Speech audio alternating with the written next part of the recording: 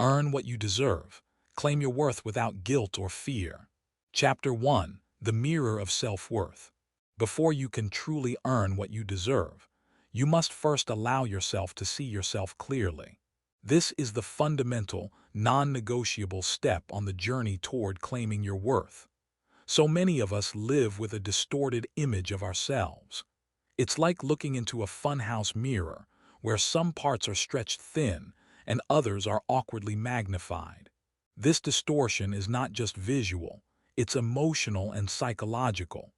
It's the result of accumulated self-criticism, past failures, and the constant, often exhausting, comparison to others.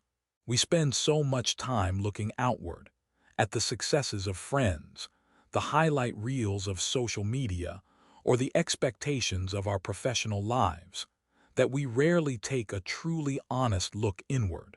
We let the dust of comparison and fear settle over the reflective surface of our self-image. This chapter invites you to confront those hidden doubts and self-judgments. It's an invitation to engage in a quiet yet profound act of self-refinement. Think of it as polishing a mirror, removing all the smudges, streaks, and dust so that your true reflection, radiant and whole, can finally shine through. You must be able to see your value without distortion before you can confidently ask the world to recognize it. The journey begins not with a bold declaration of what you want, but with a quiet, careful assessment of what you believe you already are. The habit of hidden doubts.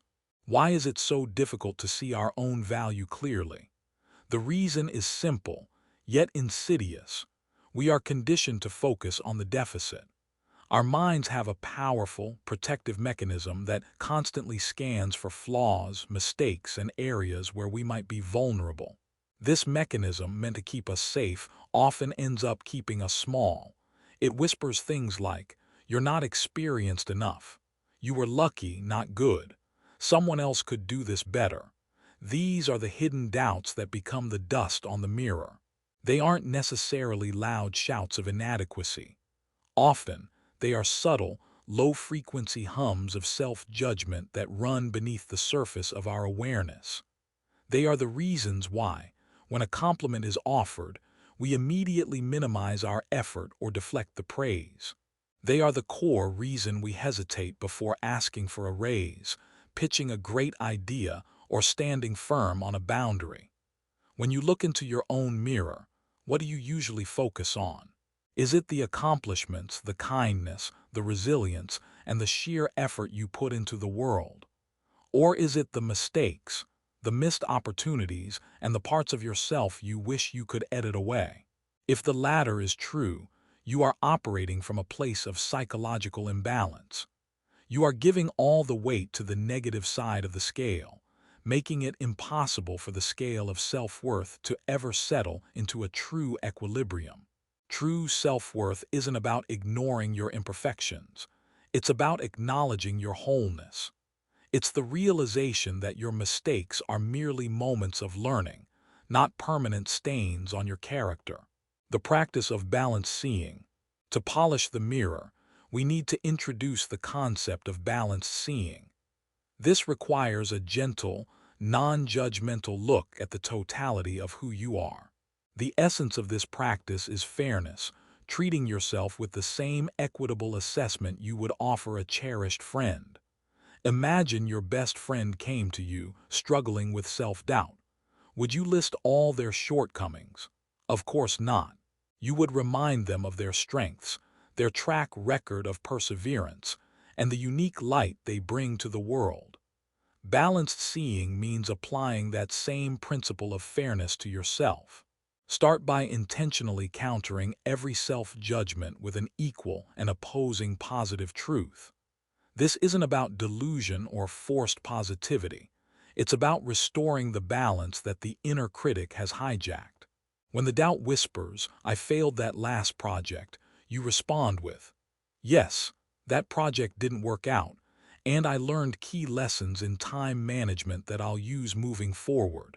When the fear says, "My skills aren't worth that much," you counter with, My unique combination of experience, patience, and creative problem-solving has consistently delivered results for others. That has inherent value. This is the process of recalibration. You are consciously choosing to step away from the distorted funhouse mirror and toward a clear, reflective surface where your strengths are given equal weight to your perceived flaws. This balanced view creates an internal shift. It moves you from a state of internal defense to one of quiet, steady confidence. Confidence isn't about believing you are flawless. It's the quiet trust that, even with your imperfections, you are still inherently worthy. Removing the dust of comparison. One of the biggest obstacles to seeing your own worth is the dust of comparison. We live in a world that constantly encourages us to measure our interior life against the external projections of others. Comparison is a thief of joy, but more importantly, it is a blurring agent for your self-worth. When you spend time comparing your journey to someone else's destination, you are essentially looking at their reflection instead of your own. Their successes, their pace, and their circumstances have absolutely nothing to do with your inherent value or your current trajectory. To clean this dust, you need to deliberately define your own aesthetic of success. What does true balance and fulfillment look like for you? Is it a certain income, or is it the freedom to spend time with family? Is it a high-profile job title, or is it a role where you can utilize your unique gifts for grace and diplomacy? When we chase a generic, externally defined idea of worth, usually based on someone else's life, we perpetually feel like we are falling short. We are trying to fit our unique shape into a generic mold. Stop trying to achieve the kind of worth that belongs to someone else. Your life has its own unique rhythm, its own perfect proportions, and its own definition of beauty. The work here is to turn off the external noise and listen to your internal barometer. You must become the sole, fair judge of your own success. This means appreciating the beauty in your own life's design, even if its symmetry looks different from the design next door. The moment you commit to this internal focus, you stop allowing the worth of others to diminish your own. You recognize that the universe is vast, and there is ample room for every unique star to shine brightly, setting the stage for healthy confidence.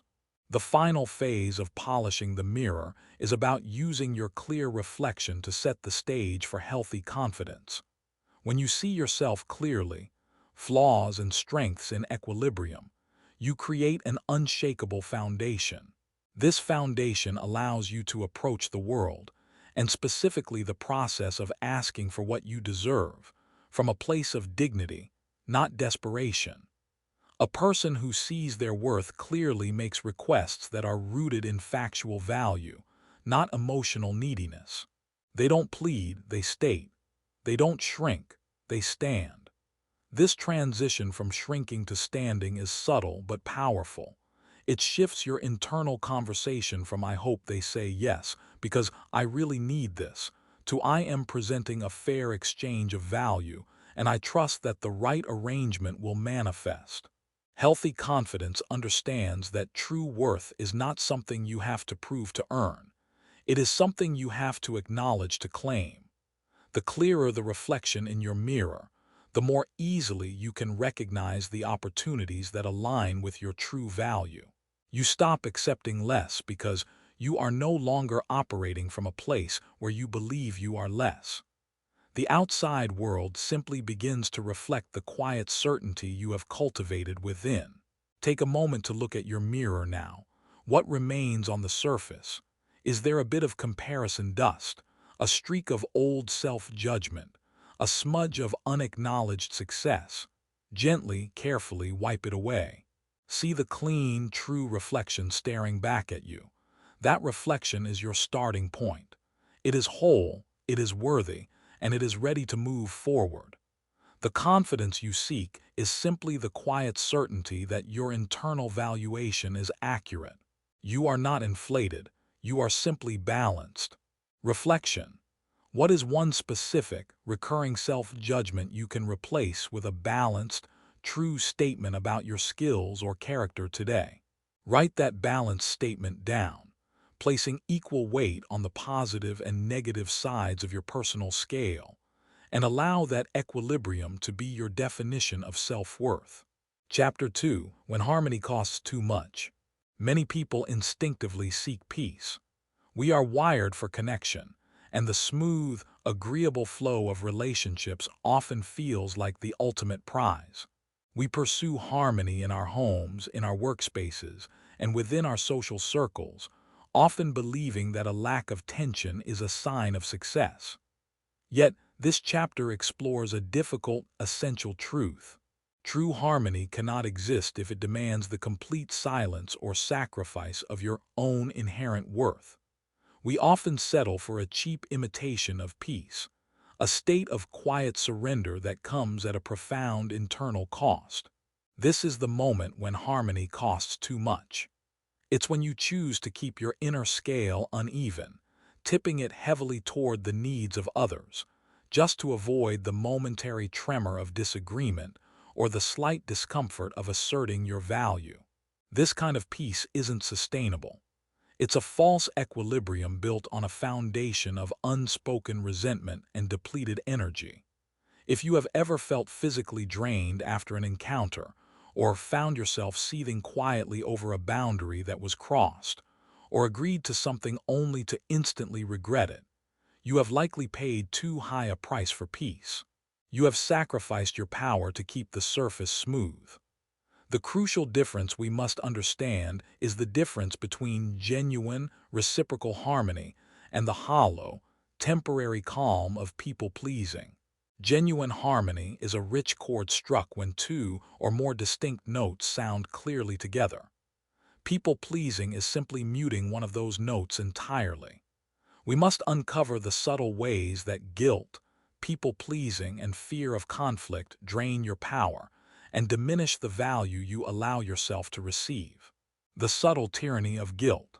The first culprit in the overpayment for peace is often guilt.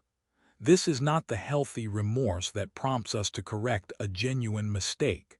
This is a subtle, psychological tool of self-sabotage that whispers, "You should be grateful for what you have," or "It is selfish to ask for more." Guilt tells you that asserting your needs will somehow be an inconvenience to others, or, worse, that it will make you a bad person. It convinces you that giving is inherently noble, while receiving, or even asking, is somehow morally suspect. This guilt creates an unconscious sense of debt. You feel indebted to your employer for the job, to your family for their support, or to your friends for their presence. This debt feeling is often entirely manufactured and completely disproportionate to reality. Yet it acts as a silent veto on your ability to claim what you deserve. When you allow guilt to dictate your choices, you are settling for less than your worth because you are constantly trying to repay an invisible obligation. You stay in the uncomfortable role, you accept the lower salary, or you take on the extra work without protest, all because the scale in your mind tells you that you owe a debt of quiet compliance. The moment you recognize that your worth is inherent, not earned through perpetual service, the tyranny of this guilt begins to crumble. You owe no one your silence or your depletion. True generosity, the kind that flows freely and joyfully, comes from a place of fullness, not self-imposed emptiness. The illusion of people-pleasing. People-pleasing is the practical manifestation of this guilt and the fear of imbalance. It's the habit of preemptive surrender. You anticipate the needs or desires of others and adjust your own trajectory before anyone even has to ask. This isn't a gentle act of consideration. It's a constant, low-grade energy drain. Why do we do this? Because, unconsciously, we equate disagreement with danger and approval with security. By constantly agreeing, accommodating, and minimizing our own space, we believe we are guaranteeing our inclusion and maintaining a perfect, flat line of emotional stability in our environment. But look closely at the result. The loss of authenticity. You become a chameleon, changing your hue to match your environment. This is exhausting and makes it impossible for others to truly connect with your genuine self. The erosion of respect. When you never assert a preference or a limit, others, often unintentionally, begin to assume you have none. They stop asking what you need because they have learned you will always adapt. You teach people how to treat you, and people-pleasing teaches them to expect limitless accommodation. The inner accountant of resentment. The most dangerous cost is the hidden ledger of resentment you keep. Every time you say yes when you mean no, you log a tiny emotional debt against the person you accommodated. This debt festers. Eventually, the resentment flares, making the harmony you worked so hard to achieve impossible to maintain. To restore balance, you must recognize that you are not responsible for managing the emotional comfort of every person around you. You are responsible for managing your own boundaries and making choices rooted in fairness. Fairness to them, and fairness to you. The disruption of dignity, fear of conflict. The third major barrier is the paralyzing fear of conflict. Conflict doesn't have to mean raised voices or broken relationships. Conflict in the context of self-worth simply means disruption. The moment a perfectly smooth situation becomes momentarily uneven because you introduced an assertion of self. This could be asking for a salary that matches your output, telling a client that the scope of work has changed, or simply letting a family member know that your time is not infinitely available. When we are deeply invested in harmony, any disruption feels like a catastrophe. We imagine that our request, however reasonable, will cause an irreparable rift, leading to rejection or isolation. This fear keeps us quiet, keeps us settling, and ultimately keeps the scale tipped against us. However, genuine relationships, like a well-crafted piece of machinery, require regular, respectful calibration. When something is out of alignment, you must adjust it. If you avoid the small, necessary adjustments out of fear, the system eventually breaks down in a dramatic, unavoidable fashion. True diplomacy, the kind rooted in self-respect, requires you to speak with grace and firmness simultaneously. It is about having the courage to say, I value this relationship, and because I value it, I must be honest about my capacity value. When you speak your worth with dignity, you are not attacking the other person. You are simply maintaining the integrity of your own position. The discomfort you feel in the moment of assertion is temporary. The quiet dignity you gain is permanent. Restoring the equilibrium. Compassion and clarity. The solution to paying too high a price for harmony is not to swing violently to the opposite extreme and become selfish or aggressive. That would simply create a new, equally unsustainable imbalance. The path forward is through restoring equilibrium, finding the true center point where your needs and the needs of others meet in a place of mutual respect and clarity. This is the principle of fairness to the self. How do you begin to restore this balance? 1. Discerning compulsion from compassion. Every time you are about to say yes to something, ask yourself, am I saying yes because I truly want to give or because I feel compelled to give? Compulsion is driven by fear, guilt, and the need for external validation. It depletes you. Compassion is driven by joy, generosity, and a choice to share from your overflow. It energizes you. If the answer is compulsion, your response should be a graceful no or a firm boundary.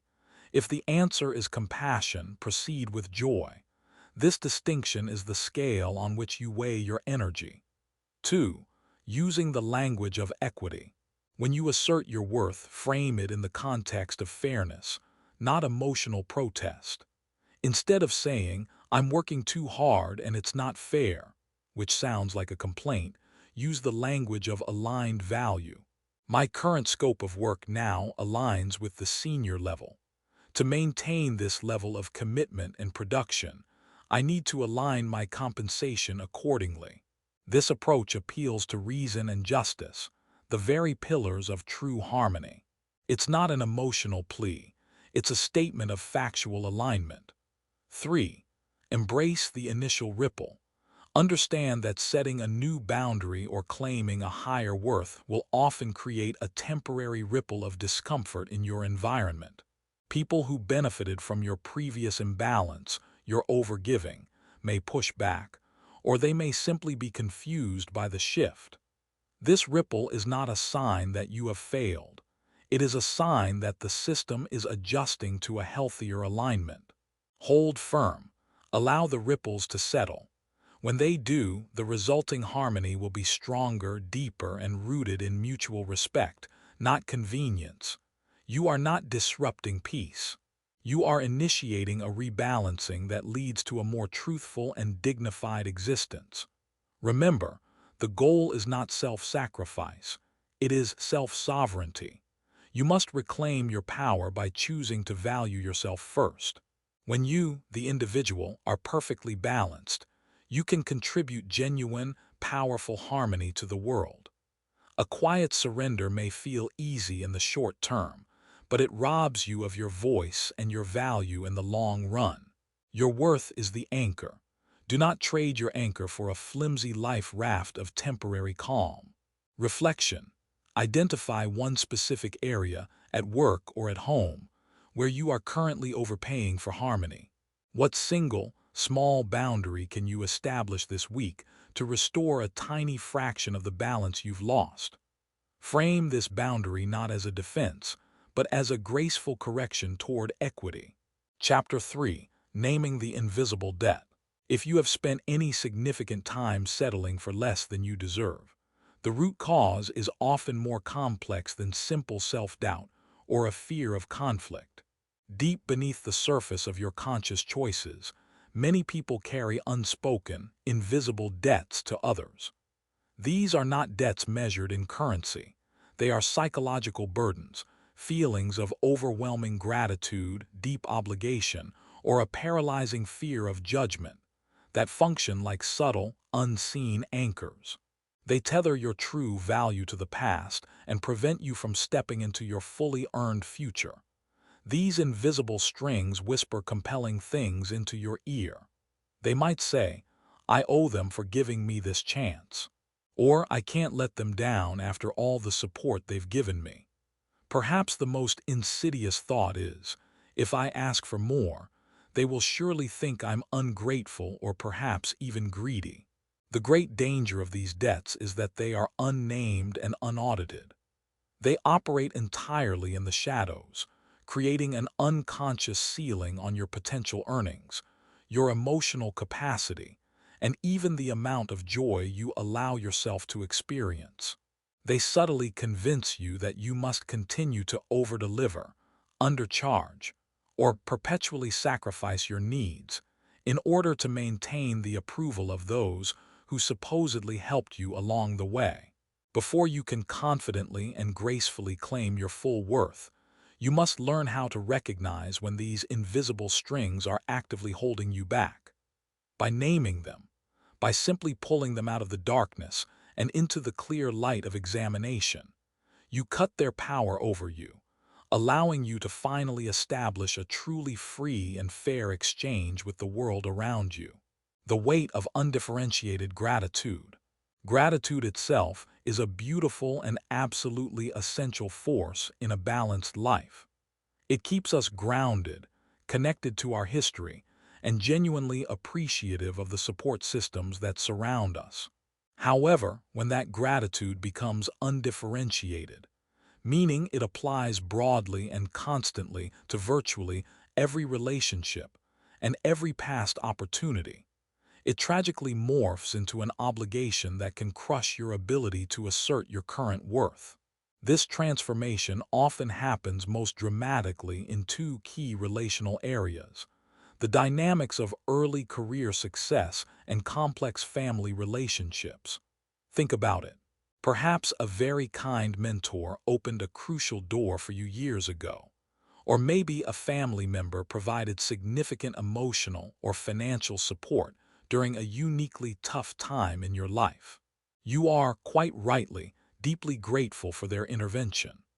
But if that gratitude leads you to consistently accept substandard pay from the company that mentor owns, or to indefinitely accommodate the draining, excessive demands of that family member, the gratitude has absolutely crossed a destructive line. It is no longer just appreciation. It becomes a form of psychological servitude. When you confuse a sincere appreciation for past assistance with an absolute obligation for perpetuity, you fundamentally undermine your present value. You are forced to live as if your current success is a loan, not an achievement. The truth, a truth that restores balance, is this: genuine helpers, truly good mentors, sponsors, and caring family members do not actually want your perpetual sacrifice. Their reward is already built into the process. They want to see you thrive and achieve your full potential. When you diminish yourself and settle for less just to repay them, you paradoxically diminish the very success they helped you achieve in the first place. You become a poor advertisement for their own investment. The essential task here is one of recategorization. You must deliberately move the support you received from the heavy debt column in your mind to the joyful gift column. A true gift, by its very nature, requires no payment or return of personal sacrifice. It requires only that you honor it by using it well, and when the time is right, perhaps paying that generosity forward to someone else. Gratitude should always be a gentle, buoyant lift that propels you forward into greater success, not a heavy, invisible chain that anchors you eternally to the past. The illusion of owed obligation. Another common invisible debt is the overwhelming feeling of obligation to an institution, a team, or a long-standing organization. This feeling frequently arises when a person is deeply connected to a group's mission, or when they feel that their loyalty and long tenure should automatically be repaid with stability and comfort, even if their own professional or financial needs are clearly not being met. You might feel profoundly obligated to stay in a role you have demonstrably outgrown, because you know your departure will create friction, stress, or administrative difficulty for your current team. You might feel obligated to accept the low project budget because you deeply believe in the charity's or nonprofit's mission.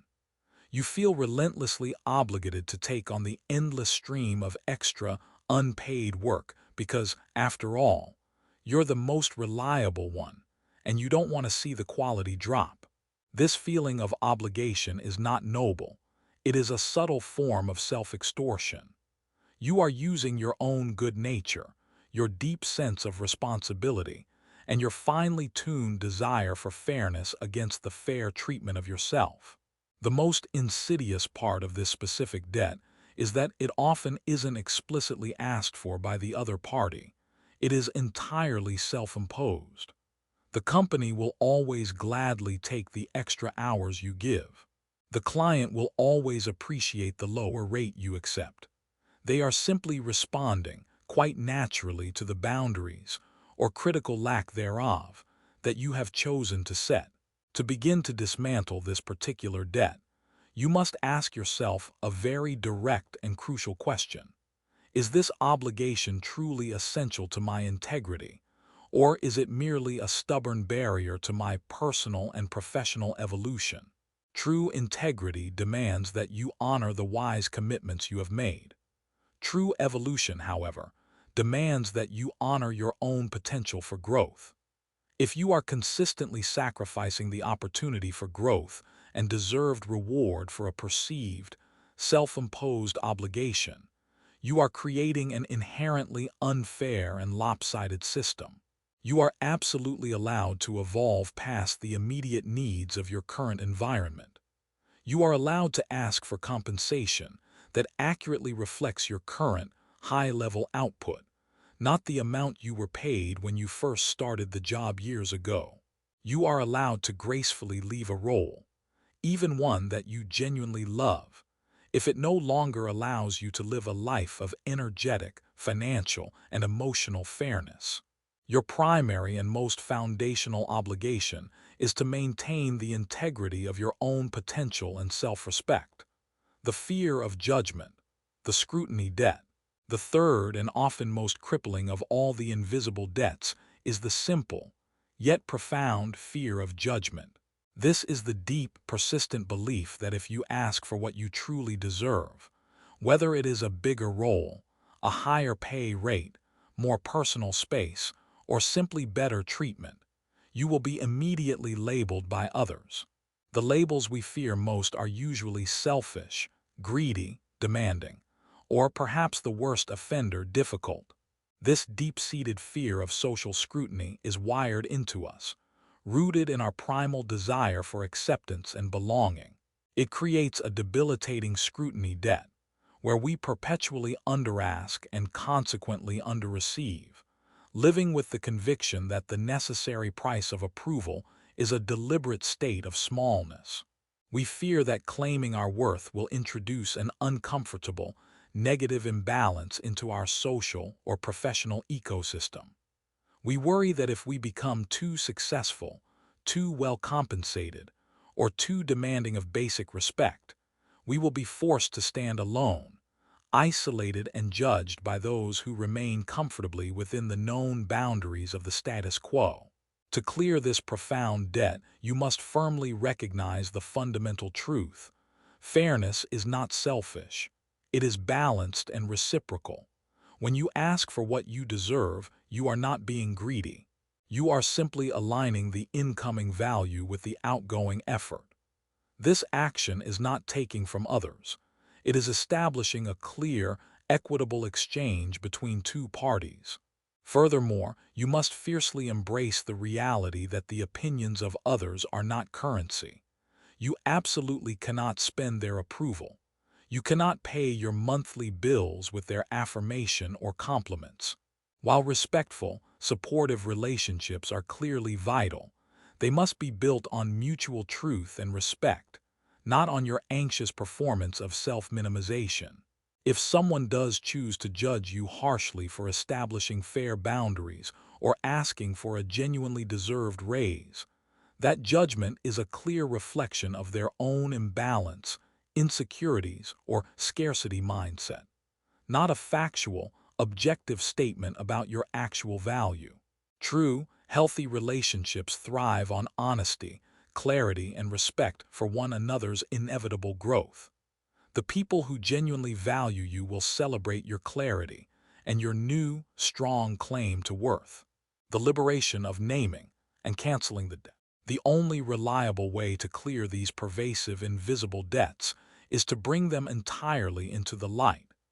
Naming them is the first, liberating step toward canceling them. You can begin this process by reflecting on the moments when you settled for less. For each of those moments, identify the underlying feeling that drove the settlement. Was it a feeling of owing someone? Was it the feeling of needing to keep a promise or fulfill a duty? Was it the sharp, internal fear of being judged negatively? Once you have identified the primary driver, write down its corresponding liberating truth. This is the powerful, balancing statement that cancels the debt's psychological weight. For the perpetual gratitude debt, the liberating truth is, I was given a powerful gift, not an eternal loan. My success and my balance honor that gift far more than my continuous sacrifice ever could. I am now compensated for the high value I create today. For the illusion of obligation debt, the liberating truth is, my primary obligation is to maintain my professional integrity and my personal growth. The people and the systems I serve will adapt to my healthy boundaries. My role is to evolve. For the fear of scrutiny debt, the liberating truth is, asking for fair exchange is a statement of dignity, not an act of difficulty. Their subjective opinion is simply not my objective reality. This process of moving from unconscious debt to conscious truth is a radical act of self-alignment. It acknowledges the past without being enslaved by it. It honors kindness without requiring personal depletion. It accepts that growth will inevitably cause temporary discomfort without it being a moral failure. When you stop settling out of a debt you don't actually owe, you begin asking from a powerful place of sovereignty. You claim your worth not because you are trying to desperately get something, but because you are deliberately establishing the proper equilibrium, aligning what you put out into the world with what you are truly ready and deserving to receive back. This internal clarity is the essential foundation for the dignified, courageous, and unapologetic asking that awaits you in the next phase of this journey. Reflection. Think of one specific, settled situation in the last year where you felt the need to underask or overgive. Now name the invisible debt that was pulling your strings in that moment. What one powerful, balancing sentence, your own liberating truth, can you write and repeat to cancel that debt, establishing internal fairness moving forward? Chapter 4: The Courage to Ask. We often associate courage with grand, dramatic acts, facing down a bully, leaping into the unknown, or engaging in a loud, aggressive fight. But the truest, most enduring form of courage, especially when claiming your worth, is not loud or forceful. It is calm, grounded, and steady. This chapter is about mastering the essential art of asking without apology. It's the moment you transition from silently knowing your value to verbally establishing it. This is where internal alignment meets external action. Asking for what you deserve, be it a raise, better resources, more equitable division of labor, or simply respect for your time, is not about taking. It's a profound act of alignment. It is about ensuring that the value you put out is fairly matched by the value you receive in return. It's about creating a state of perfect, dignified equilibrium. When you ask from this place of calm dignity, you are not arguing a case. You are simply stating a truth. This grounded approach transforms the often anxious process of negotiation or request into a measured conversation rooted in fairness and self-respect. Confidence isn't volume, it's gravity. The common misconception is that confidence requires bravado, a puffed-up chest, a forceful tone, and relentless self-promotion. This kind of energy is often a shield for insecurity. It creates imbalance and tension, leading to conflict rather than resolution. True confidence, the kind that aligns with your inner worth, possesses gravity. Gravity is steady. It is universally present. It doesn't need to shout to exert its force. It simply is. When you possess this kind of grounded confidence, your requests carry natural weight. They are difficult to dismiss because they are rooted in objective reality, not emotional demand. To cultivate this gravity, you must ensure your request is always based on value delivered, not need felt. If you approach a request, say a salary review, from a place of need, I need this money because my rent went up, or I need this time off because I'm burnt out, you are appealing to pity or emotion. This instantly places you in a weaker position because it makes your worth feel subjective and dependent on external factors. However, when you ask from a place of value, my consistent output has generated X results, or my expertise ensures we deliver Y quality, you are appealing to fairness and logic. You are presenting an undeniable symmetry. I have given this much, and therefore I must receive this much to maintain a balanced, mutually beneficial exchange. The language of gravity is calm, factual, and direct. It leaves no room for hesitation or apology, because it simply reflects a truth already established by your actions. The dignity of making a request. The act of asking should always be framed as making a request rooted in dignity, not a desperate plea. Think about the physical posture and emotional tenor of a plea versus a request.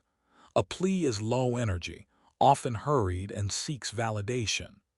A request, when made with dignity, is measured, clear, and simply seeks agreement on a fair exchange. To master this dignity, follow a measured three-part structure when making any important request. 1. The statement of value. Begin by summarizing the facts of your contribution and worth. This is not boasting. It is simply laying out the objective data that supports your position. For example, over the last year, I've taken on 3 major projects, leading to a 15% increase in efficiency, and I've successfully mentored 2 junior team members. This step establishes the precedent of fairness. You are showing that the scale has already tipped heavily in the organization's or client's favor, and your request is merely the necessary calibration to restore balance. 2. The specific ask. Be absolutely precise and avoid vague language. Ambiguity is the enemy of worth. Do not ask for a bit more money or a little help. State the exact, grounded figure or the clear, concrete boundary you require. Therefore, I am asking for an adjustment to a new salary of $90,000. Or, my scope of work must now be limited to this task, or we will need to adjust the deadline. Precision communicates that you have done your homework, you value your time, and you understand the objective measure of your worth. It eliminates the ability for others to offer you less than you deserve, simply because you didn't define your terms. 3. The open invitation to dialogue. Conclude not with an ultimatum but with an invitation for fair discussion. This signals that you respect their perspective and are committed to finding a sustainable, balanced solution. I believe this compensation aligns with the value I deliver and the current market rate. I am open to discussing how we can achieve this alignment together. This final step is crucial. It shows you are not demanding a takeover. You are seeking mutual equilibrium. You are looking for a true partnership where both parties feel fairly compensated and respected. The language of worth. Eliminating apology. One of the biggest obstacles to a dignified request is the tendency to soften it with unnecessary apologies or defensive language.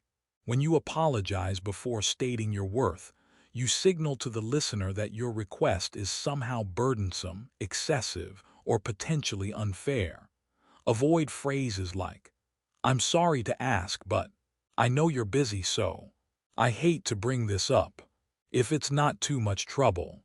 These phrases are the sonic equivalent of a psychological crouch. They diminish your stature before you even stand up. Instead, replace that hesitant language with firm, neutral statements that reinforce the balance of the request. Replace "I'm sorry to ask" with "I need to discuss" or "let's review." Replace "I know you're busy" with "to ensure we maintain our deadlines I require." Replace "I hate to bring this up" with "this matter requires our attention." The most powerful words you can use are simple, direct, and factual. They carry no emotional charge, making it difficult for the other party to respond with an emotional pushback. Your request becomes a simple statement of fact that must be dealt with logically and fairly. This isn't about being cold. It's about being clear. Clarity is a sign of respect, respect for your time and respect for the listener's time. It elevates the conversation to one of equity, removing it from the swamp of obligation and guilt. Navigating the pause and the silence. Once you have made your specific ask with dignity, the most challenging part of the process begins.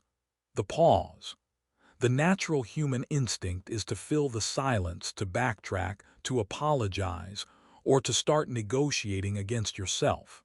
This is the moment when fear of conflict is loudest, whispering that you've caused an imbalance and must rush to restore the surface calm. You must resist this urge fiercely. Hold the pause. A respectful request, especially one involving money or boundaries, deserves thoughtful consideration. When you hold the silence, you communicate that you are confident in your stated value and you expect a considered, fair response. You are allowing the gravity of your request to settle in the room. If the other person attempts to fill the silence with deflection or a vague promise, gently steer the conversation back to the core request. You can say calmly, "I understand that, but let's circle back to the proposed compensation figure." Or, "Thank you for acknowledging the workload. What is your proposal for achieving the necessary support?" The ability to stand steady in the silence is the ultimate demonstration of grounded confidence. It shows that you are not there for a negotiation based on emotion, but for a discussion based on established value. You are rooted. You are not moving. Asking isn't taking, it's aligning. The core philosophical shift that enables the courage to ask is recognizing that asking isn't about taking power or resources away from someone else. It's about aligning the exchange of value.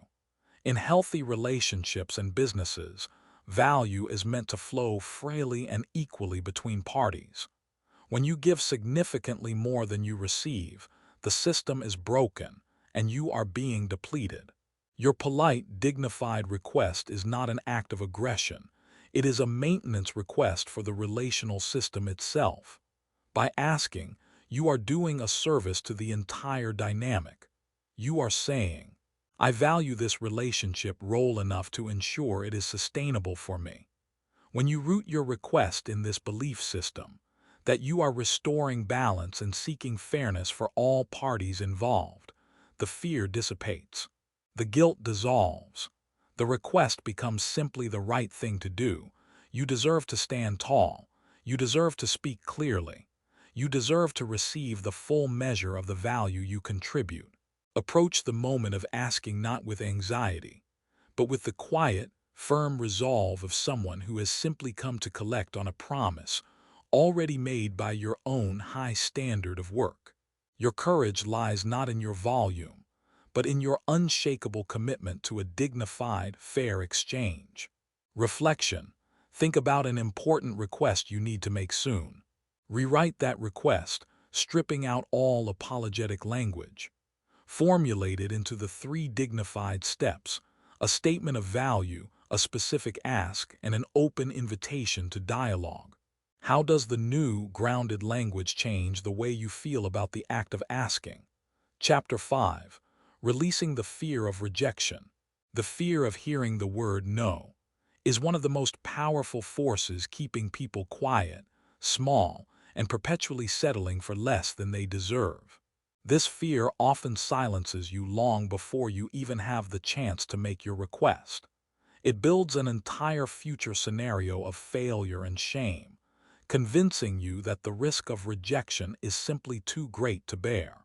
What if the answer is no? This chapter is dedicated to reframing that question. We will learn how to detach your self-worth from outcomes.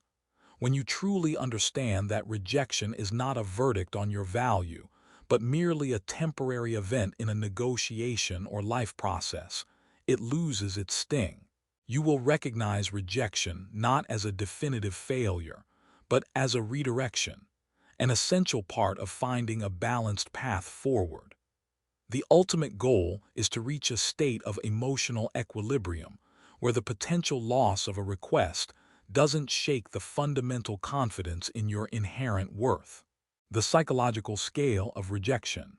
When we make an important ask for a raise, for a relationship boundary, or for resources, we unconsciously place the weight of our entire self-worth onto the scale of the outcome. If the answer is yes, the scale tips to satisfaction, and we feel validated and worthy.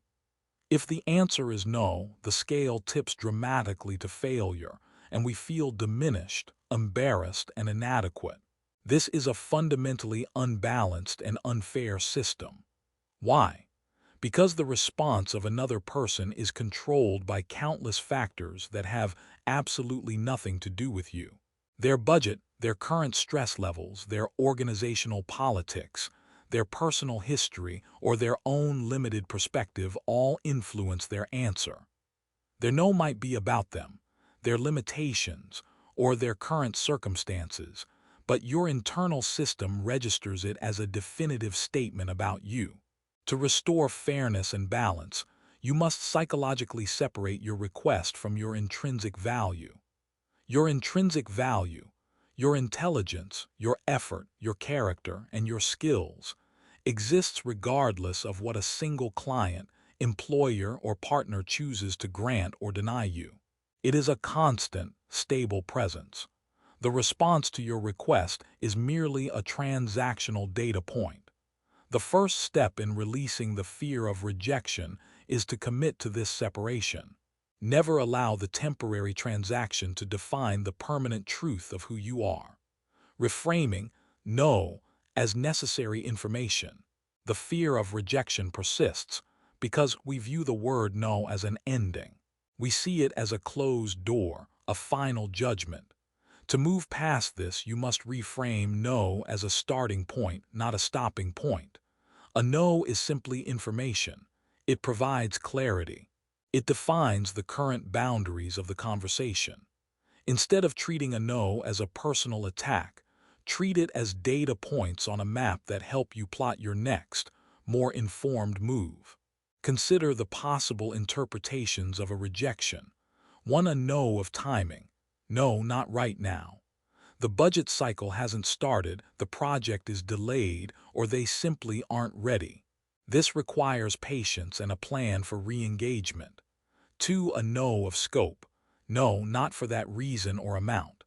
The number was too high, the boundary was too sudden, or the proposed structure doesn't fit their needs. This requires refinement and a new proposal. 3, a no of misalignment. No, this isn't the right fit for us.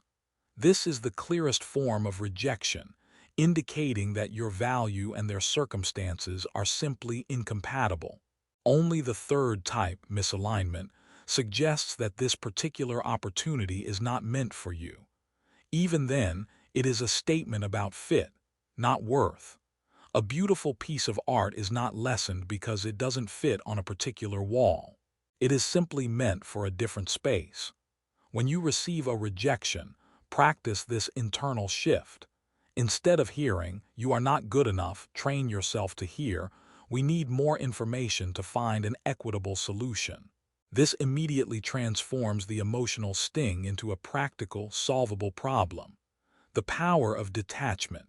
Detachment in this context does not mean you stop caring. It means you stop clinging. It is the graceful ability to pursue an outcome with full effort, while simultaneously accepting that the outcome is not guaranteed and does not define your destiny. This is about cultivating an internal sense of abundance. When you feel a deep, steady sense of worth, you know that this single opportunity, this one request, or this particular person's opinion is not the only source of the value you seek. If you are only relying on one well for water, you will panic when it runs dry. If you know there are many wells available, a closed tap becomes a minor inconvenience, prompting you to simply move on to the next source. Detachment requires preparing for the no before you even make the ask. When preparing your request, visualize the yes, but also calmly formulate your next steps if the answer is no. If they say no to the raise, what is the follow-up question? What specific metrics do I need to hit in the next 6 months to ensure this increase? If they say no to the boundary, what is your graceful exit strategy or alternative offer? I understand. In that case, I will need to reduce my commitment to this other area to free up the necessary capacity. This preparation is not pessimism. It is dignified preparedness. It ensures that you have a plan of action instead of a moment of emotional collapse. It is the steady hand of a person who is not afraid of the outcome because their identity is already secured. Embracing rejection as redirection. The most empowering perspective on rejection is seeing it as redirection. Life is a constant, iterative process of finding balance. Sometimes a door needs to be firmly closed so that you will finally turn and see the two open windows you were ignoring. Think of a time when you wanted something desperately, but were ultimately rejected. Later, a different, better opportunity presented itself, one that aligned more perfectly with your true needs or growth trajectory. The initial rejection, which felt so painful, was merely the mechanism that cleared your path and forced you toward a more balanced, beautiful alignment. This perspective requires trust in the process and a recognition that the universe is always seeking equilibrium. If one path denies you the value you deserve, the natural order will guide you toward a path that is more equitable. To fully embrace this idea, you must practice emotional neutrality after a rejection. Instead of spiraling into self-blame or anger, allow yourself 10 minutes to simply feel the disappointment, and then immediately engage the logical part of your mind. Ask yourself two simple, dispassionate questions. 1. What did I learn about them or the situation? E.g., I learned they prioritize short-term costs over long-term retention. 2. What is my next, most balanced move? E.g., my next move is to seek out a company whose values better align with my contribution. This focused, gentle analysis prevents the rejection from settling in your heart as inadequacy and keeps it in your mind as strategy. You are using the discomfort of the imbalance to propel you toward a fairer, more dignified state of being. Rejection, when seen clearly, loses all power to wound your worth. It simply becomes a necessary filter, a way for you to gracefully shed what isn't meant for you, freeing up your energy to pursue what truly honors your value. The confident, worthy person is not the one who never gets rejected. It's the one who is unflustered by rejection, treating it merely as a signal to adjust the sails and continue the dignified journey toward balance.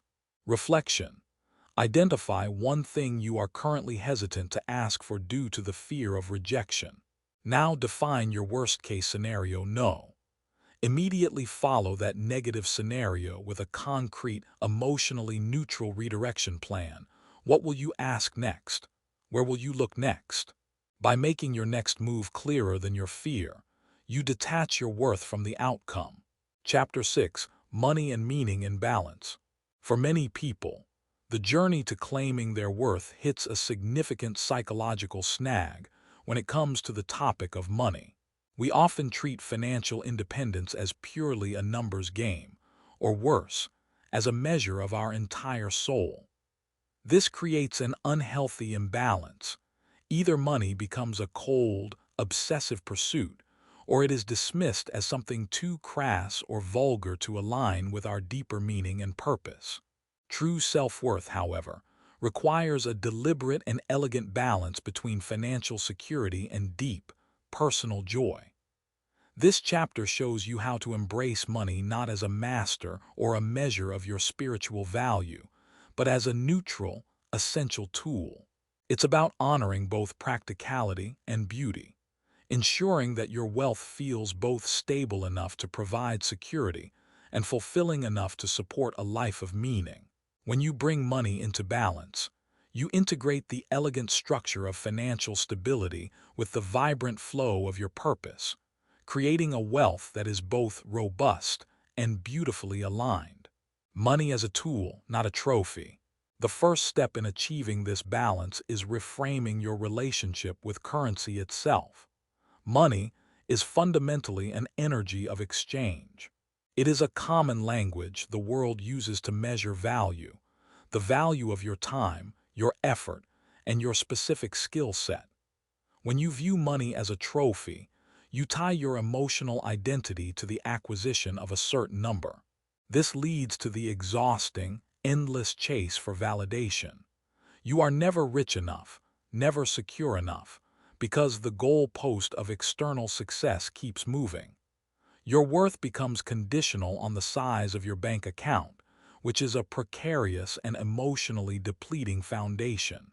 But when you embrace money as a tool, The relationship becomes objective and empowering.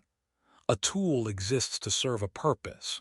You are the architect, and money is the raw material used to build the life you truly desire.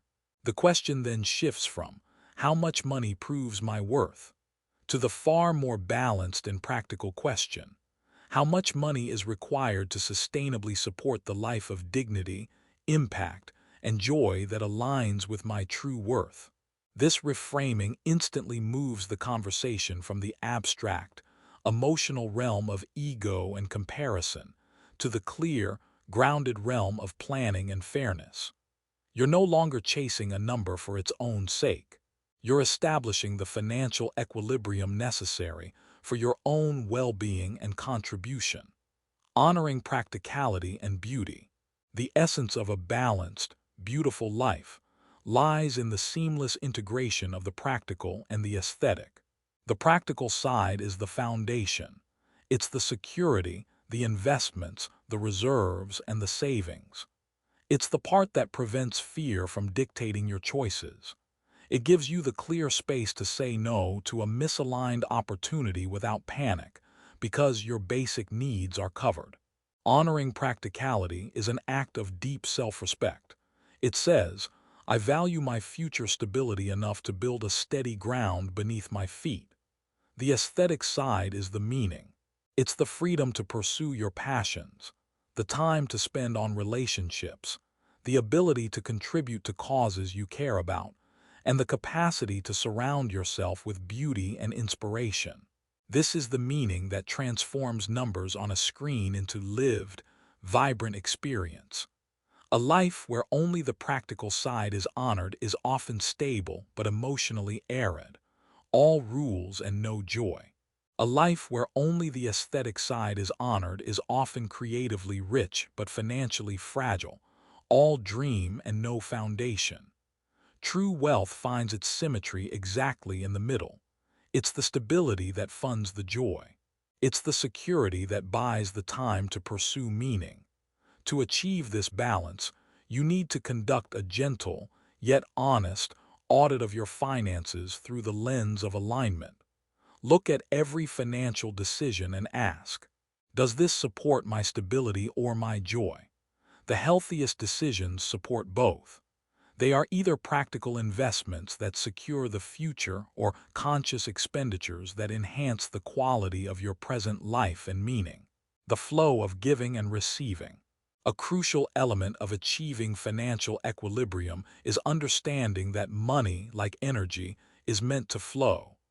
Many people, in their attempt to claim their worth, focus intensely on the receiving, asking for more, earning more. This is vital, but if that flow is blocked by a refusal to generously circulate the resources, the system becomes rigid and eventually stagnant. Conversely, many people who fear being greedy focus intensely on giving, often to the point of depletion. They donate time and resources far beyond their capacity, driven by a fear that receiving is selfish. This creates a severe imbalance, leading to burnout and resentment. Healthy wealth is a reciprocal loop. It is a dignified flow of giving and receiving, where neither side is blocked by guilt or fear. When you claim a fair rate for your work, you are receiving with integrity.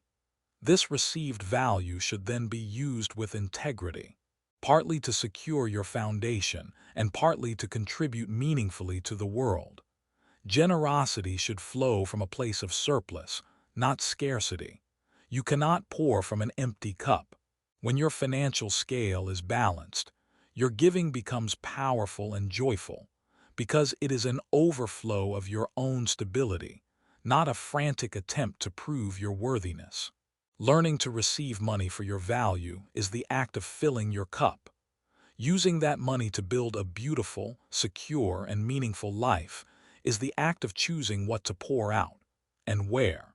This conscious choice maintains the flow and prevents both stagnation and depletion. Defining your enough number. One of the most liberating tools for financial equilibrium is defining your own personal enough number. This is the point where the chase for external validation can stop, and the pursuit of meaning can intensify. Your enough number is not defined by comparison to neighbors or peers.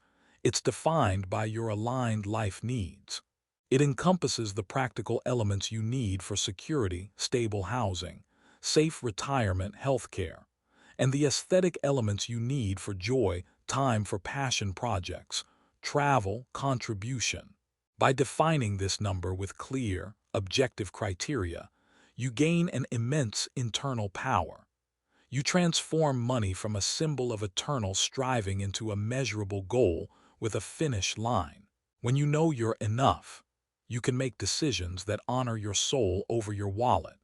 You can gracefully decline the high-paying, soul-crushing job because it moves you further from your definition of meaning, even if it adds to your net worth.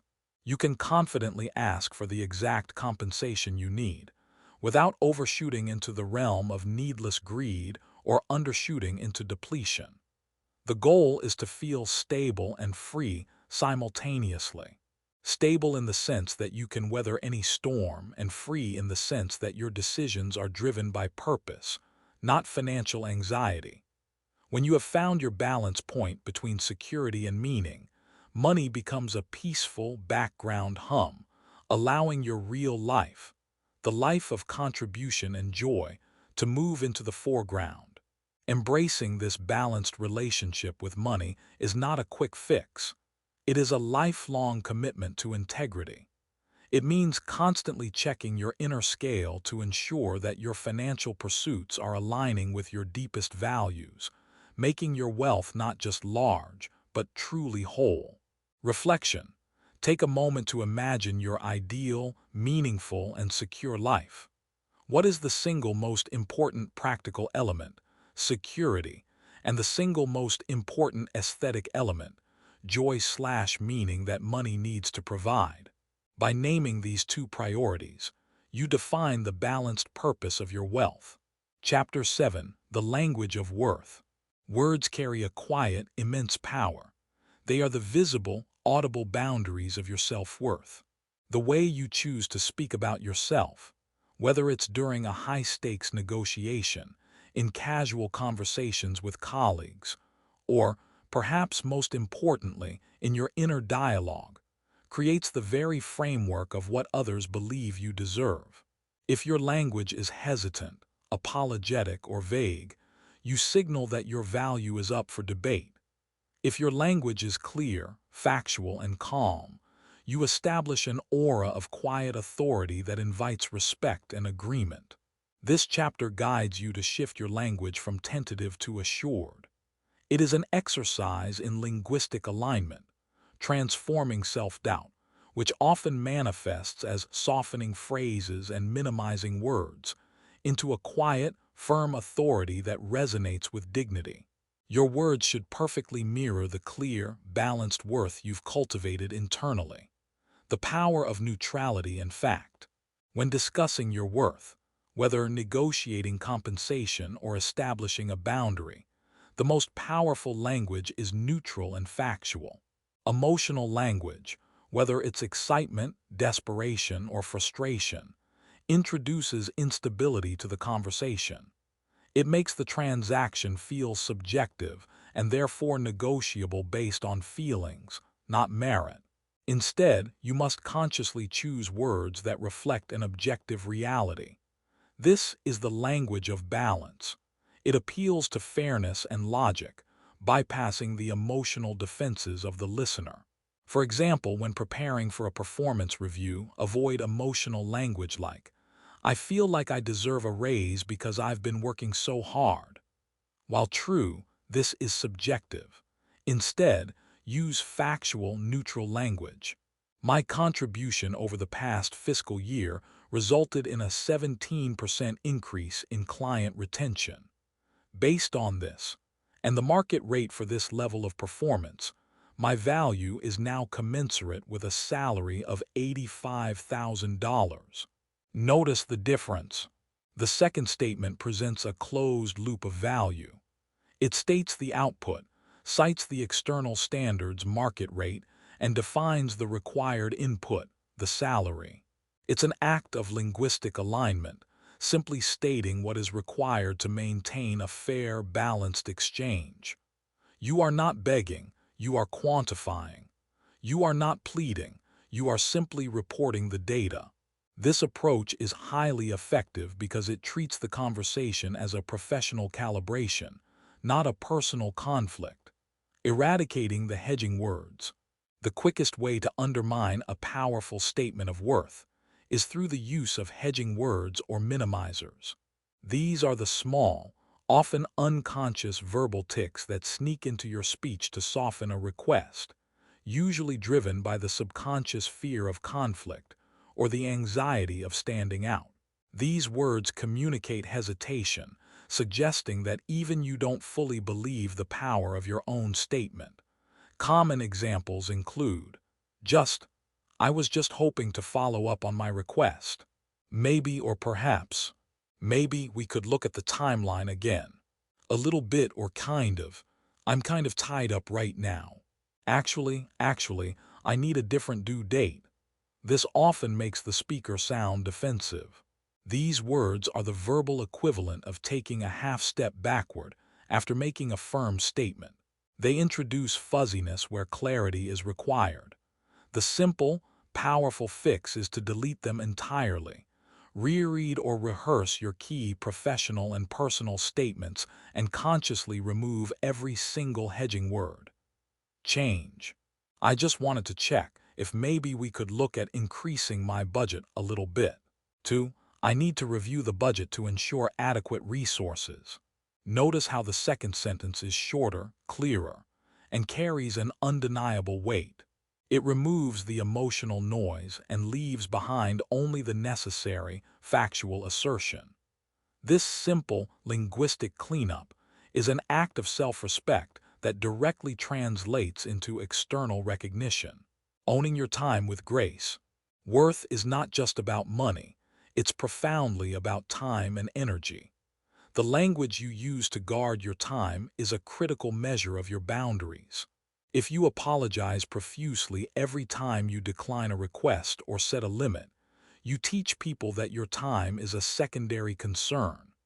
When declining an unreasonable request, use language that is firm, polite, and explanatory, but not apologetic. You are not sorry for having other commitments. You are simply stating a fact about your current capacity.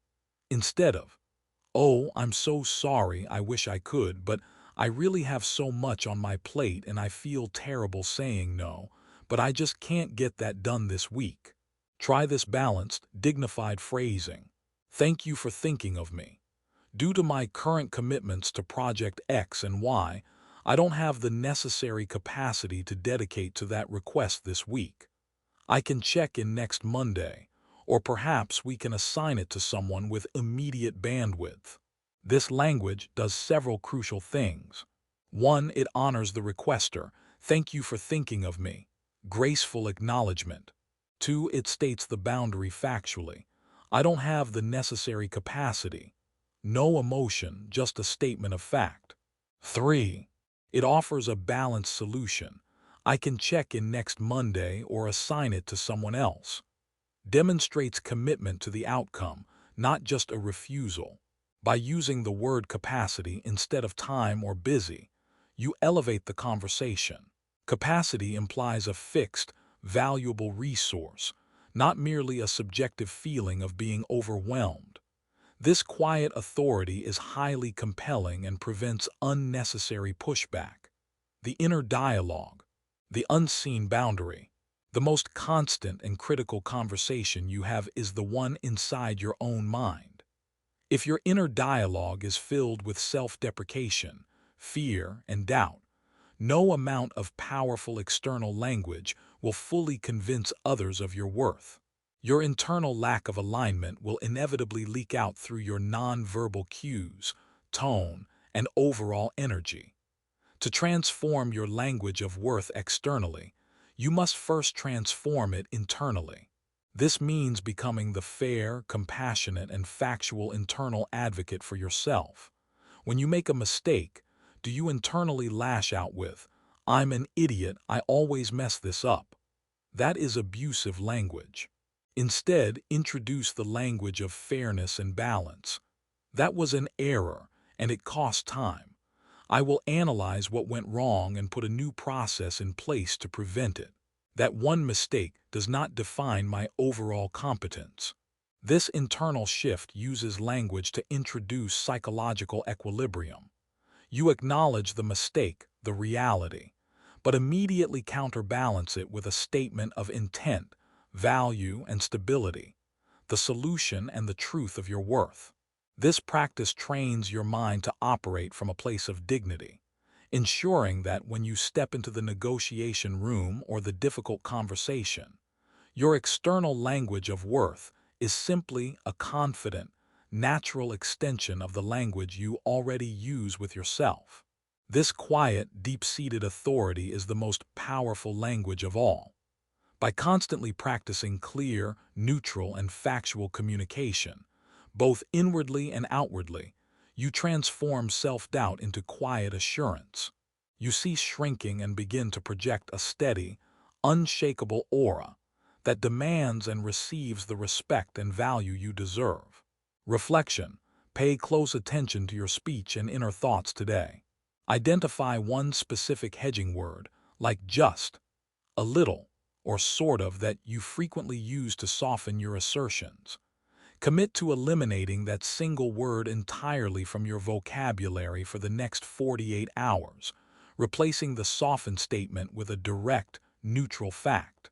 How does this simple change immediately increase the authority of your words? Chapter 8. Reclaiming the power of enough. The pursuit of worth often becomes an endless, exhausting chase. We climb one professional peak only to immediately eye the next, accumulate one level of wealth only to feel anxious about the next required milestone. This perpetual striving is driven by a profound imbalance, the endless chase for validation and external approval. It is a life lived in a constant state of comparison, where the scale of your satisfaction can never settle because it is perpetually being adjusted by someone else's success or expectations. Enoughness is freedom. This chapter guides you to release that draining cycle and anchor yourself in a powerful, internal sense of abundance rather than scarcity. By consciously defining what enough means for you, both financially and emotionally, you move from a life of frantic, outward striving to a life rooted in steady, internalized value. This is the key to lasting, dignified equilibrium. The illusion of the external scorecard. The world encourages us to live by an external scorecard. It tells us that our value is quantifiable by things outside of our control. A job title, a specific net worth, the size of our home, or the volume of our influence. This scorecard is insidious because it is built on the fuel of comparison. If someone else has more, your own achievement instantly feels diminished. This reliance on external validation creates a psychological scarcity loop. No matter how much you have, you constantly feel less than because the metric is always shifting and always owned by someone else. You are trapped in the role of the performer, constantly seeking the nod of approval from an audience that is never satisfied. To reclaim your worth, you must retire the external scorecard and replace it with a clear, honest internal barometer. This barometer measures alignment, not accumulation. It asks, am I living in a way that truly honors my values? Am I working in a way that respects my energy? Am I giving and receiving in a way that feels fair and balanced?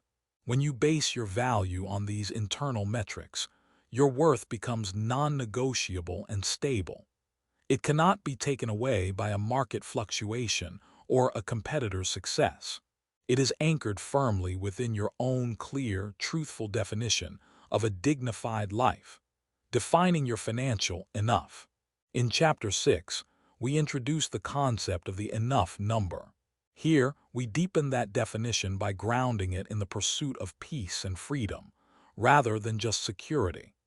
Your financial enough is the point at which your anxiety about money ceases to be the driving force in your decisions. It is the amount that buys your freedom to choose meaningful work over merely high-paying work. To find this number, you must engage in a practical, balanced audit. It's not about finding the biggest number. It's about finding the most aligned number. Ask yourself, 1. What is the foundational amount required to live without financial fear, stable housing, safe future planning, health coverage? This is your security base. 2. What is the required amount to pursue my deeper meaning, time for creative work, supporting causes I care about, funding experiences that enrich my soul? This is your meaning margin. Your financial enough is the point where the security base and the meaning margin are consistently met and maintained. Once you have clarity on this defined number, you gain an enormous power. Every subsequent opportunity can be filtered through this clear boundary. If an opportunity offers far more than your enough but demands a complete sacrifice of your meaning or time, you can gracefully say no without regret. If an opportunity perfectly aligns with your meaning but respects your minimum security base, you can confidently say yes, knowing you are choosing balance over accumulation. The power of enough is the power of conscious cessation, the permission you give yourself to stop striving unnecessarily and start living. The emotional anchor of enough, more elusive than financial enoughness, is emotional enoughness. This is the deep, quiet knowing that you are fundamentally lovable, capable, and complete exactly as you are today, without any required changes or achievements. Emotional scarcity is what fuels people-pleasing, guilt, and the fear of judgment. It is the feeling that I must constantly do more for others to prove I deserve my place here. Reclaiming emotional enoughness requires a profound act of internal justice. Giving yourself the same fair, balanced, and unconditional approval you would readily give to a cherished friend. This involves consciously ending the internal process of conditional worth. Conditional worth sounds like, I will be worthy when I lose 10 pounds, when I get the promotion, when I finally launch my project. This keeps worth perpetually out of reach, chaining your happiness to a future that may never arrive perfectly. Unconditional worth is the anchor. It is the calm, steady truth that your worth is inherent. It says, my efforts are valuable, regardless of the outcome. My presence is worthy, regardless of my productivity. I am enough simply because I exist and choose to approach the world with integrity. This emotional anchor gives you the strength to stand firm in boundaries and to ask for what you deserve. When you are emotionally enough, a rejection doesn't shatter you. It's simply a piece of data. A compliment doesn't inflate your ego. It's a pleasant validation of a truth you already know. You are centered and stable, no longer tossed around by the high and low tides of external opinion. Cultivating the abundance mindset, anchoring yourself in enoughness, is the foundation of an abundance mindset. Scarcity thinking, which is fueled by the lack of enough, sees the world as a zero-sum game. If they get a raise, it means there is less for me. If they are successful, it diminishes my light. This leads to rivalry, anxiety, and a constant, tense struggle for limited resources. It is the ultimate state of imbalance. Abundance thinking, on the other hand, recognizes that resources, creativity, and value are constantly being generated and circulated. It understands that your worth is not tied to a competitive battle. When you believe in your own enoughness, you can genuinely celebrate the success of others. You realize that their rise does not require your fall. In fact, a rising tide of collective success often creates more opportunities and a healthier environment for everyone. This is the social equilibrium that springs from internal balance. To cultivate this mindset, practice a gentle, daily appreciation for what is already here. Focus on the sufficiency of your current situation, the friends who support you, the skills you have acquired, the stability you have already built. This is not a denial of the need to strive or improve. It's an equilibrium check. It reminds you that the ground you stand on is solid, not shaky. You pursue growth from a place of fullness, a desire to contribute more, rather than a place of scarcity, a need to fill a gaping void. The energy of this pursuit is calm, powerful, and truly magnetic.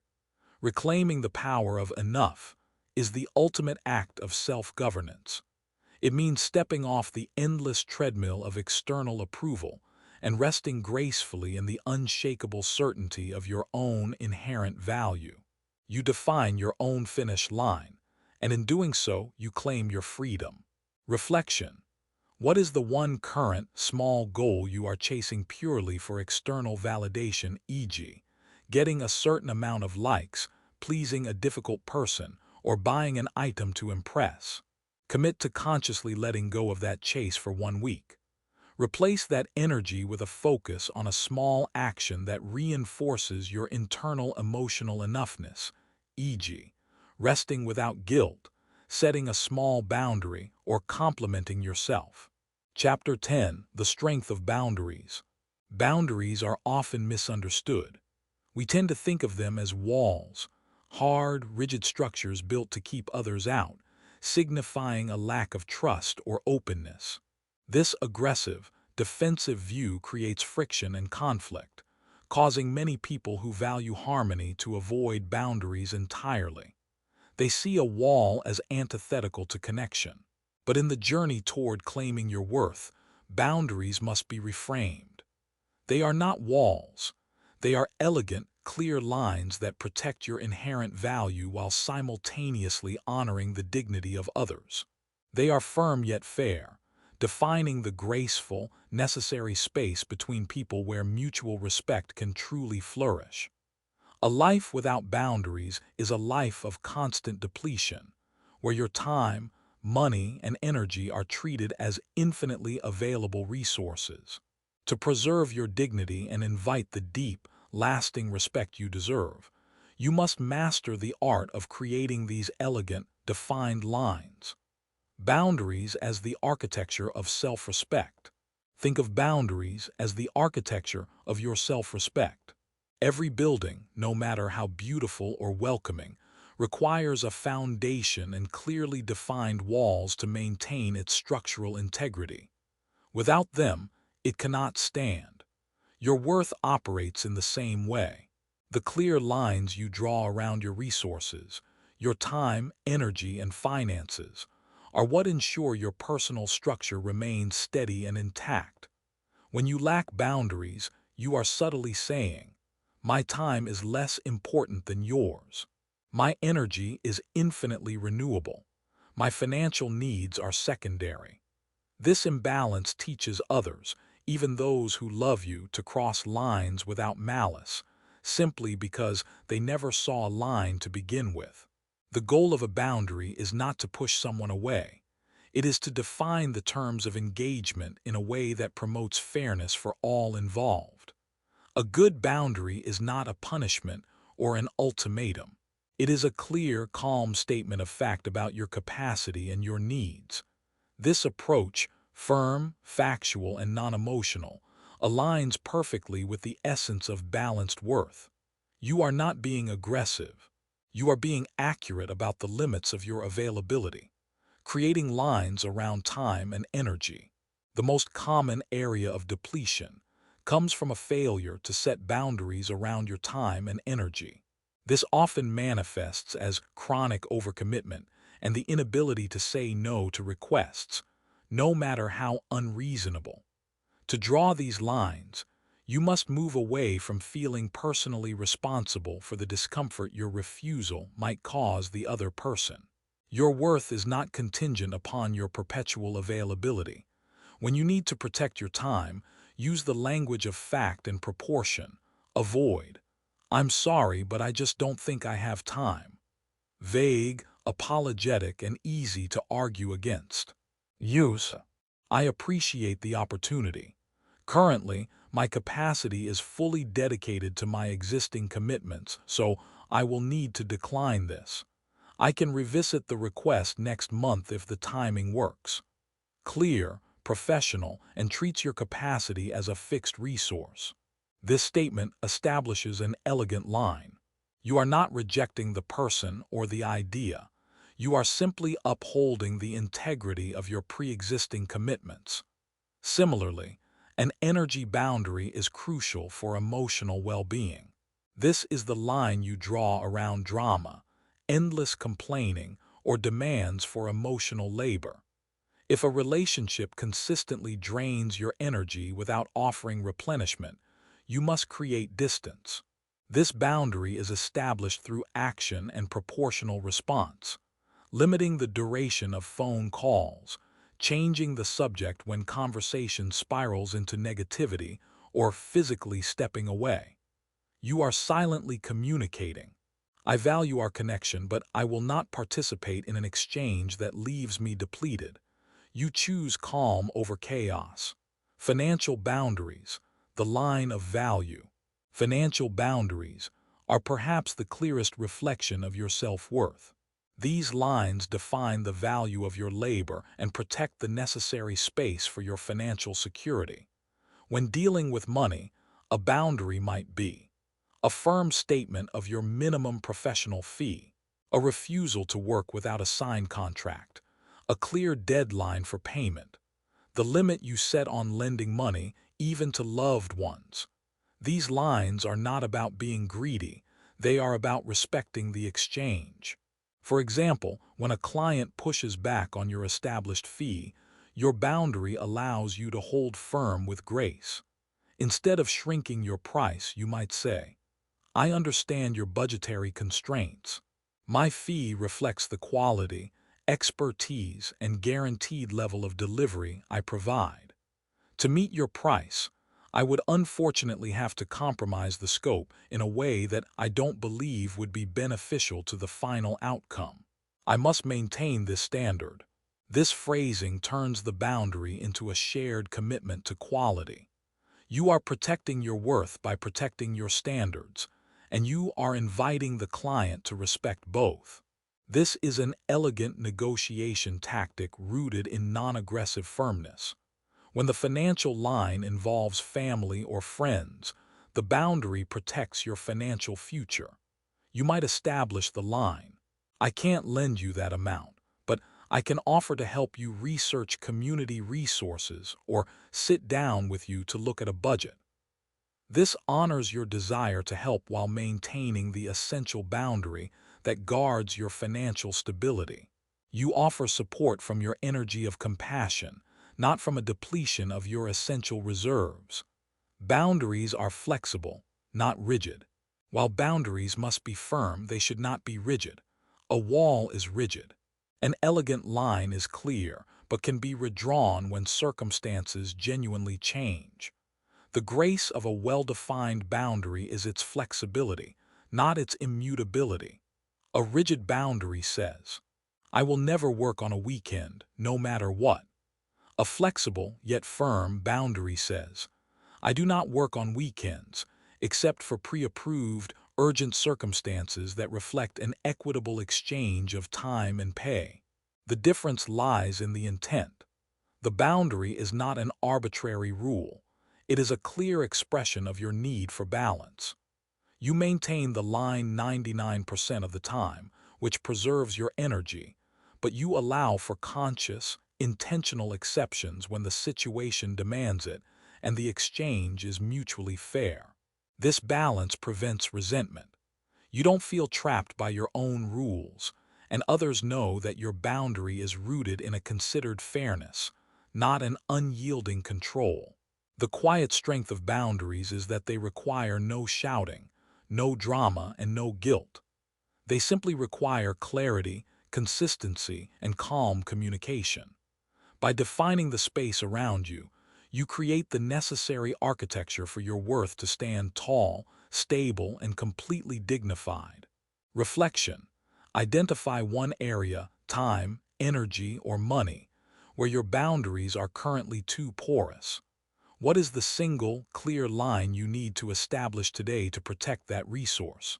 Write down that line, ensuring it uses factual, non-apologetic language, and commit to communicating it calmly the next time it is tested. Chapter 11. Living Without Apology. When you finally take the courageous steps to claim your worth, when you define your boundaries, articulate your value, and refuse to settle for less, a strange and persistent challenge often follows. Guilt. It lingers in the shadows. It whispers that you were too harsh, too demanding, or perhaps even too successful. It is the final, sticky residue of your old, compliant self, desperately trying to pull you back into the comfortable imbalance of overgiving and self-minimization. You have done the hard work of asserting yourself externally, but the internal habit of seeking approval remains. This chapter is the necessary guide to releasing that lingering guilt. It teaches you how to stop allowing apology to be your default emotional setting, and how to replace it with a graceful, unshakable self-assurance. You will learn to hold space for both kindness and firmness without ever shrinking the bright, true light of your worth. The goal is not to become cold or unfeeling. It is to achieve a state of perfect emotional equilibrium, where your actions are driven by integrity, not the anxious need for validation. You are simply learning to live your claimed worth without justification. The shadow of lingering guilt. Why does guilt insist on following your success? It's a matter of deeply ingrained habit and cultural conditioning. For years, you associated assertion with aggression and quiet compliance with goodness. When you finally broke that pattern, when you chose clarity over comfort, your internal alarm system went off. That feeling of guilt is often nothing more than the loud noise of your old self-image breaking apart. Guilt tells you that setting a boundary is an act of selfishness. It insists that asking for fair compensation is taking something away from others. It is, in essence, the final invisible debt you try to pay, the debt to the person you used to be, who was always accommodating and quiet. But remember the profound truth. Fairness is not selfish. It is balanced. When you set a dignified boundary, you are not inflicting harm. You are simply maintaining your own structural integrity. When you ask for fair pay, you are not stealing resources. You are correcting an imbalance in the flow of value. The moment you recognize this, the power of the guilt begins to dissolve. You must consciously stop treating your self-respect as a crime that requires perpetual emotional penance. Your worth is a neutral fact, and establishing that fact requires no moral justification. The next time guilt surfaces after a clear assertion, treat it as a curious, familiar visitor, not a trusted guide. Acknowledge it gently, asterisk, I notice the guilt is here, asterisk, and then remind yourself, my choice was rooted in integrity and fairness. I owe no apology for standing in my truth. The apology default setting. One of the clearest manifestations of this lingering guilt is the pervasive habit of using apology as a default setting. We apologize for taking up space, for having a thought, for needing time, and even for speaking a simple truth. Linguistically, this habit of saying I'm sorry when no mistake has been made is corrosive. It is the ultimate minimizer. It instantly shrinks your stature, putting you in a defensive, lower power position before the conversation has even begun. When you apologize unnecessarily, you teach the listener that your very presence is an inconvenience they must forgive. Consider the common phrases we use. I'm sorry, but can I ask a quick question? Sorry, I need to leave now. I'm sorry to interrupt, but I have a thought. In each case, no actual harm has occurred. The apology is a performative act of emotional appeasement, designed to smooth over the disruption caused by simply existing and asserting a need. To dismantle this default setting, you must introduce the language of acknowledgement and clarity in place of apology. This maintains grace and social connection without sacrificing your dignity. Replace "I'm sorry to interrupt" with "Pardon me for a moment, I need to clarify something." Acknowledgement of the action but no assumption of guilt. Replace "Sorry, I can't meet that deadline" with "Thank you for the request. My capacity requires a deadline of Tuesday." Clarity of boundary, no emotional debt. This linguistic shift is an exercise in steady, non-aggressive assertion. You maintain politeness, which honors the other person, but you replace the emotional submission of apology with the factual neutrality of a clear statement. This is how you live without apology, by honoring the clarity of your needs above the anxiety of their possible judgment. True remorse versus performative apology. It is absolutely crucial to distinguish between a performative, unnecessary apology and genuine, necessary remorse. Living without apology does not mean becoming callous or refusing to own your mistakes. True remorse is necessary for balance. When you have genuinely caused harm, made an error, or crossed someone else's boundary, an apology is essential to restore the equilibrium of the relationship. True remorse is brief, sincere, and focuses on the impact of your actions. It is an act of humility that restores fairness to the interaction. Example of true remorse. I see that my delay caused you a significant problem, and I apologize for that impact. I have already corrected the error, and moving forward, I will communicate deadlines 3 days in advance. Focuses on impact, takes responsibility, and offers a clear path to future balance. Performative apology, conversely, is often long-winded, centered on your own feelings, and focuses on the assumption of blame even when none exists. It is driven by fear, not accountability. It aims to prevent rejection rather than correct an error.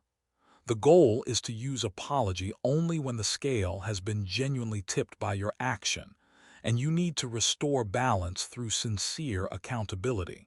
For all other moments, for taking your deserved space, for stating your worth, or for setting a boundary, you simply need the quiet assurance of your own dignity. When you master this distinction, you stop wasting emotional energy on unnecessary appeasement and reserve your sincerity for moments that truly matter. This conscious conservation of your emotional currency is a hallmark of true self-worth. The integration of kindness and firmness. The final, most elegant step in living without apology is learning to hold space for the dual truths of kindness and firmness. These two qualities are not opposites. They are the necessary, balancing forces of a dignified life. Many people fear that being firm means they must be cruel. They worry that setting a strong boundary will feel like an attack. This fear often leads them to become overly kind, a default of perpetual accommodation that prevents any necessary firmness. Kindness is the manner in which you deliver your truth. It is the respect you show to the other person, acknowledging their humanity and perspective. Firmness is the substance of your truth. It is the unyielding clarity of your internal boundaries and value. The graceful, unapologetic person integrates these two by speaking the firm truth with a kind delivery. This is the art of the gentle no. For instance, when turning down a draining request from a colleague, the firmness is the decision. "I cannot take that on." The kindness is the delivery. "I know that's a tough spot to be in, and I appreciate you asking me. Unfortunately, I'm fully committed to my deadlines right now, and I can't add that without compromising quality." You state the firm truth of your boundary, but you frame it with empathetic acknowledgement. You are not shrinking, nor are you attacking. You are simply defining the line with clarity and respect. You are not required to set yourself on fire to keep others warm. In fact, true kindness to the world begins with the kindness you show yourself, by refusing to operate from a place of chronic self-depletion. To live without apology is to walk through life with your dignity fully integrated. It is the joyful, quiet realization that you are not a burden, not a problem, and not a debt to be repaid. You are simply a worthy, balanced, whole person, and your existence requires no further justification. Reflection. Think about the difference between your emotional response when you apologize for a genuine mistake versus when you apologize for taking space. Commit to eliminating all non-essential apologies this week. When the urge to say, "I'm sorry," arises unnecessarily, replace it with a simple, firm statement of clarity and acknowledgement, and allow yourself to enjoy the quiet assurance that follows. Chapter 12. Walking in Your True Value. This is the final chapter of our journey, the integration point. You have done the deep, difficult, and essential work. You have polished the mirror to see your worth clearly, restored balance by releasing invisible debts, found the courage to ask without apology, and anchored your spirit in the power of enough. You have moved from a place of hesitant compliance to one of dignified self-sovereignty. Now, the task is to integrate this new identity. It is time to stop working on your worth and simply start walking in your worth, to embody your true value fully, every single day. This means moving through the world with a quiet, unshakable strength, a genuine sense of joy, and the peaceful, certain knowing that you are, unequivocally, earning and deserving everything you receive. This final step is about establishing a sustainable, graceful equilibrium in your life, where giving and receiving, firmness and kindness, effort and rest, are all perfectly balanced, creating a harmonious existence that requires no constant effort to maintain. Embodying the quiet strength. When you truly walk in your value, your strength becomes quiet. It doesn't need to announce itself with noise, demands, or aggression. Instead, it manifests as a calm, steady, and unshakable presence. This quiet strength is the direct result of internal alignment. When your internal worth is congruent with your external actions, you become seamless. There is no internal conflict, no second guessing, and no need to overcompensate. You simply are. How does this quiet strength look and feel in daily life? In conversation, you listen fully without waiting to interject or defend yourself. When you speak, your voice is measured and your words are factual and clear. You do not rush to fill silence, allowing the gravity of your statements to settle. In conflict, you do not react to aggressive energy with matching aggression. You maintain your emotional boundary and address the facts of the imbalance, never sinking to the level of personal attack. You seek fairness and resolution, not victory. In decision-making, you weigh the choices not based on fear or external pressure, but on your internal barometer of alignment. You choose the option that honors your defined worth, knowing that true balance will follow that choice. This quiet strength is magnetic. It invites respect because it signals that you are fully present, fully aware of your value, and completely non-reactive to drama or attempts at minimization. It is the steady hand that guides your life toward persistent equilibrium, the flow of joy and contribution. Walking in your value doesn't just benefit you. It fundamentally changes the nature of your contribution to the world. When you operate from a place of internal security and balance, your work becomes an expression of joy, not a frantic chase for survival or validation. You give generously because your cup is full, not because you are trying to fill it by performing for others. This is the integration of the concepts from earlier chapters. You receive with grace. You accept fair compensation and necessary support without the shadow of guilt. This allows resources to flow smoothly to you, giving you the capacity for greater impact. You give without depletion. Your energy and time are finite, and you set boundaries to protect them. Your contribution is therefore powerful, focused, and high quality, rather than diluted and spread too thin. The result is a life lived in a state of active abundance. You are a vibrant source, not a draining sump.